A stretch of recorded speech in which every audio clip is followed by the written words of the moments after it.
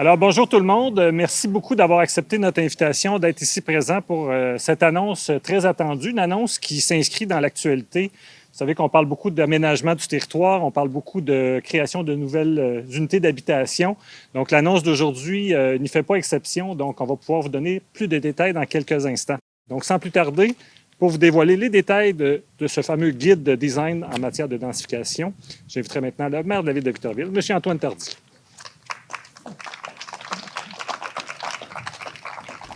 On a, oui, une méchante bonne nouvelle à vous annoncer. C'est qu'au-delà des projets qui se réalisent, dont celui-là, qui est un beau modèle d'intégration architecturale, bien, on a souhaité aller encore plus loin en vous présentant ni plus ni moins qu'un guide de design en matière de densification qui va pouvoir vous donner des outils très concrets avec des images, des options pour réaliser encore plus de projets à Victoriaville dans un territoire circonscrit. Parce qu'on le sait, là, c'est le sujet de l'heure partout au Québec, la crise du logement, comment que les villes, on peut créer du logement en quantité suffisante pour répondre aux besoins de notre population. Puis, on le vit à Victoriaville comme partout ailleurs.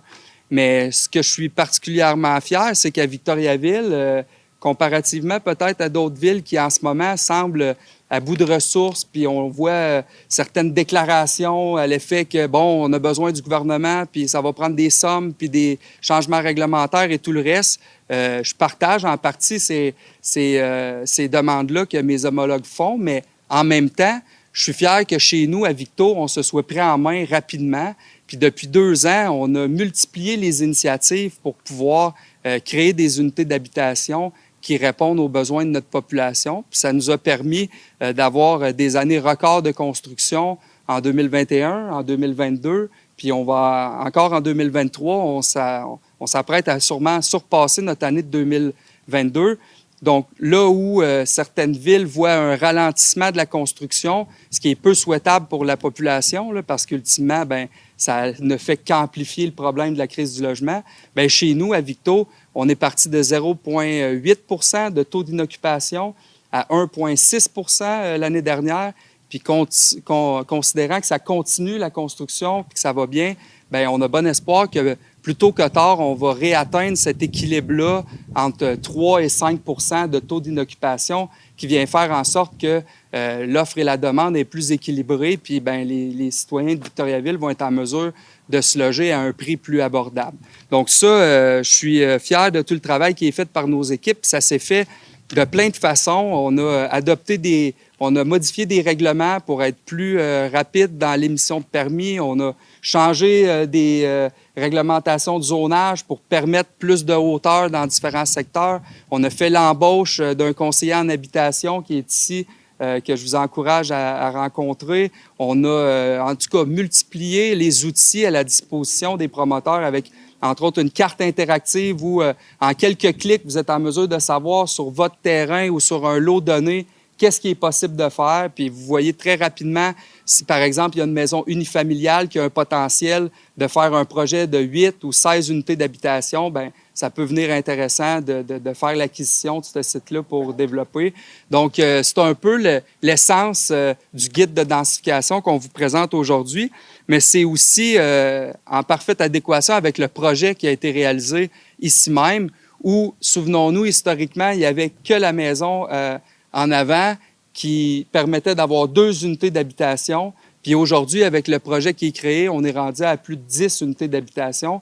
Comme quoi, sur un terrain donné, sur un site, il est possible de faire plus, mais c'est tout un changement parce qu'il n'y a pas si longtemps, à Victoriaville, le développement, il se faisait par la construction de nouveaux quartiers résidentiels, le colonial, le secteur en arrière du Canac et ainsi de suite, où on pouvait développer des nouveaux quartiers avec des maisons unifamiliales, des jumelés. Mais aujourd'hui, vous voyez les annonces du gouvernement. Évidemment, on ne veut pas aller dans la zone agricole, donc il est devenu quasi impossible là, de dézoner une terre agricole pour planifier un nouveau développement résidentiel. Puis Victoriaville commence à être à côté sur ses limites territoriales, si on veut, dans le sens qu'on occupe quand même assez bien notre périmètre urbain. Donc là, comment nos contracteurs, comment nos promoteurs peuvent continuer de créer des logements dans le périmètre qu'on a, bien, c'est entre autres en faisant preuve d'innovation puis en utilisant différents outils qui sont à leur disposition. Alors, pour en parler, je pense que notre responsable à l'urbanisme, Jean Demers, va être encore plus outillé que moi pour le faire, mais je veux juste vous dire qu'on est là pour vous soutenir, les gens qui veulent réaliser des projets chez nous.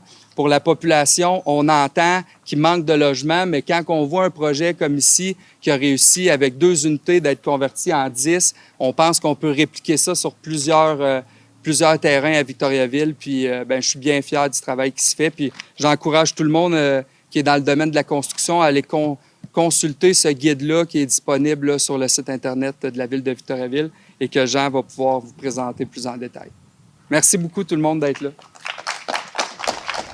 Donc, Monsieur le maire a bien fait état de la situation, des gestes qui ont été posés pour favoriser la densification, les raisons pour lesquelles on densifie.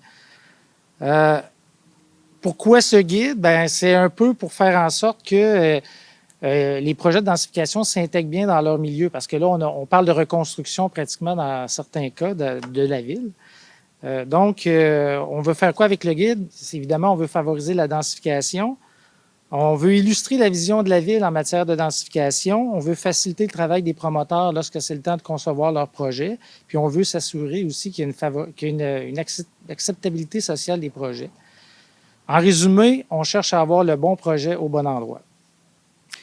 C'est important de dire que le guide, ce n'est pas un règlement. Donc, on veut aider la conception, mais ce qui est écrit dans le guide, on n'est pas obligé de le respecter à 100 %.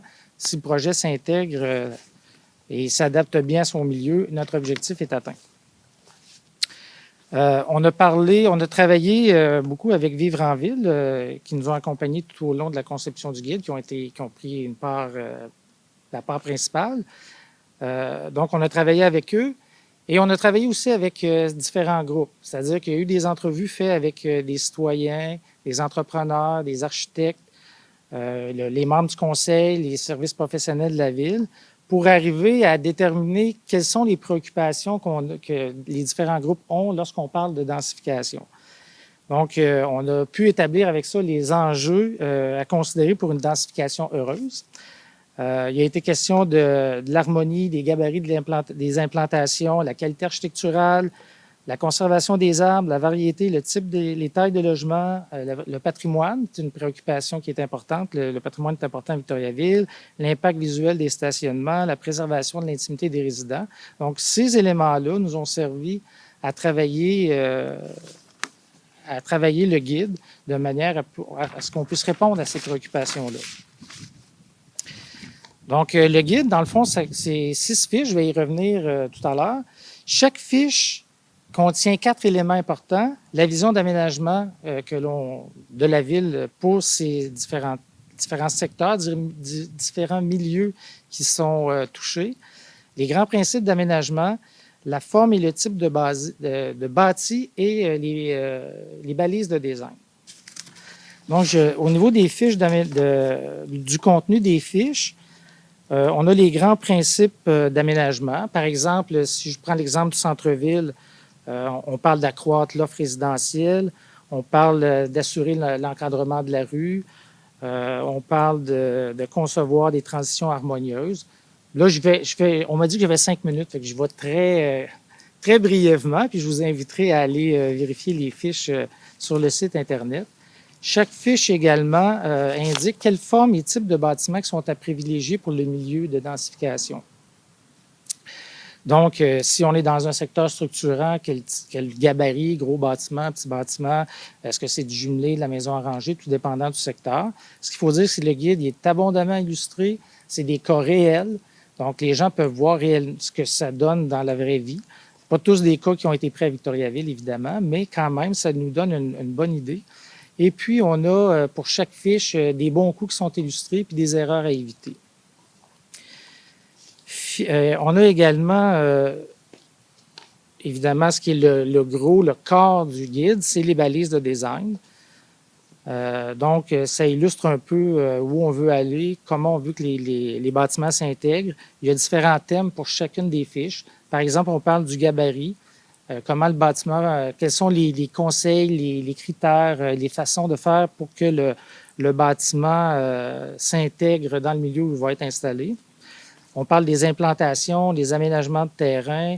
Il y a des critères et des conseils sur la cohabitation. Le stationnement, on veut réduire l'usage de l'automobile, on veut que les stationnements soient moins visibles. Donc, il y a des conseils aussi à ce niveau-là. Puis, évidemment, l'architecture, puisqu'on cherche à avoir un paysage urbain de qualité. Par exemple, au niveau des critères, juste un petit exemple pour l'illustrer, quand on parle de cohabitation, bien, on va avoir des conseils à donner sur l'emplacement des balcons, pour pas, par exemple, que le balcon donne sur la cour d'un voisin qui, lui, n'est pas du même gabarit, par exemple. Donc, c'est des petits conseils comme ça qui font en sorte que les projets vont mieux s'intégrer. Finalement, l'affiche fait un éveil pour le concepteur puis le promoteur sur l'importance de s'imprégner du milieu avant de commencer à dessiner, aller sur place, voir l'environnement. Est-ce qu'on a des voisins? Comment sont les voisins? Est-ce qu'il y a des possibilités de mobilité? Est-ce que, par exemple, en matière d'usage, y a-t-il des usages qu'on pourrait ajouter à notre projet pour que ça s'intègre mieux et que ça desserve le quartier? Donc, c'est un élément aussi qu'on a dans chaque fiche. Voilà, ça fait le tour. J'avais 5 minutes, j'espère avoir... J'aimerais, pour finir, remercier l'implication de Vivre en Ville et aussi de l'équipe, c'est-à-dire Mélanie Pinard et Vincent Poirier qui ont travaillé fort là, pour la réalisation du guide. Voilà.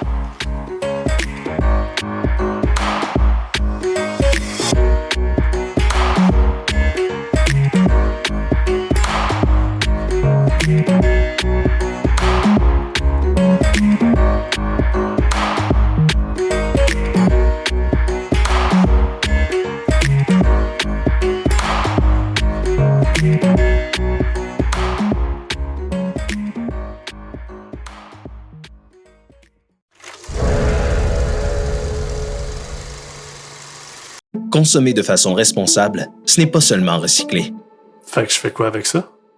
Tu répares, tu reconditionnes ou tu réutilises. OK, mais je fais ça comment?